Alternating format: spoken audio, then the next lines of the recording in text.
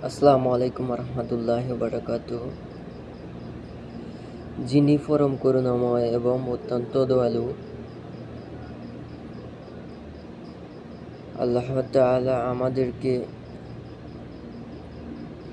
দয়া করে মায়া করে কত সুন্দর করে দুনিয়াতে পাঠিয়েছেন মুসলিম পরিবারে এবং আখির নবীর উম্মত হিসেবে।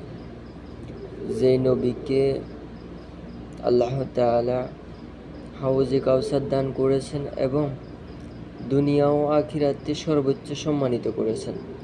আমরা ওই নবীর উম্মত, যে নবী কিয়ামতের দিন হাশরের ময়দানে আমাদের জন্য উম্মতি বলে সুপারিশ করবেন আল্লাহ তাআলার কাছে।